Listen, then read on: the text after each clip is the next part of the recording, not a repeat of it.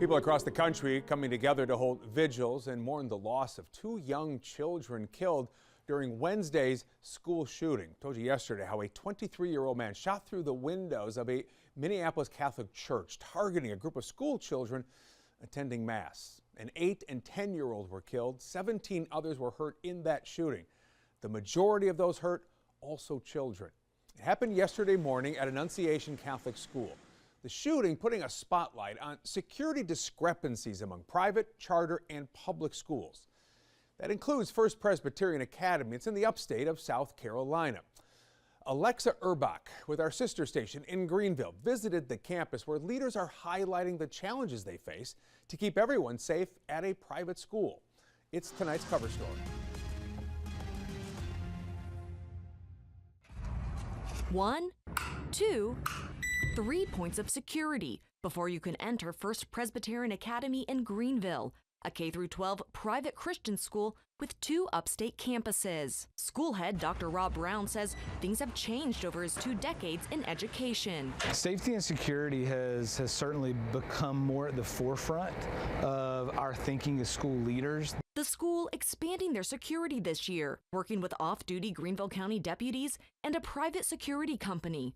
Brown says they also plan to add ballistic shields to their windows. Grants and funding that would provide for us to have those off-duty deputies on our campus so that we're not having to provide the funding ourselves. As a private school, that would be extremely beneficial. Just hours before the deadly Minneapolis school shooting, Governor Henry McMaster announced funding to put an armed and certified school resource officer in every public school in the state. Branch COO of Signal Security, Adam Crisp, standing with McMaster Wednesday morning. So we just got out of that meeting, and then the atrocity in Minneapolis happened. We sat down with our team when that happened and make sure that our security was doing what they were needed to do. Crisp says the need for private security is growing, even among public schools. In today's society, having just one SRO at a school with nobody else to protect the children needs to be boosted a little bit.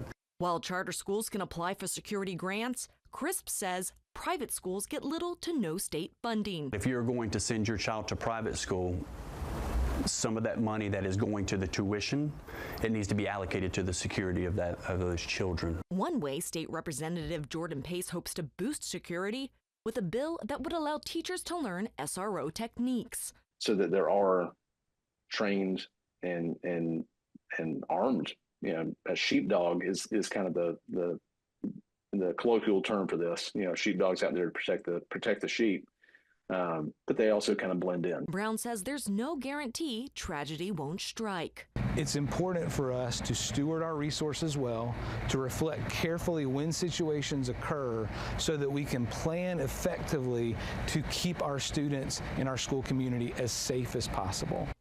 Alexa Urbach reporting. Now, when it comes to North Carolina private schools, a new law will soon allow certain teachers, staff, and volunteers to carry concealed handguns or stun guns on campus. But each school must meet certain criteria to do this.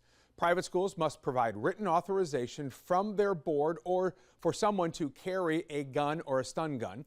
The employee must also have a valid concealed carry permit and an annual 8-hour training course in gun safety, and appropriate use is required. This law goes into effect in December. Now, after the measure was passed, Democratic Governor Josh Steine vetoed it. He said the bill would make children less safe, but said he supports better protection from threats. In the end, state lawmakers voted to override his veto. So again, it'll go into effect later this year.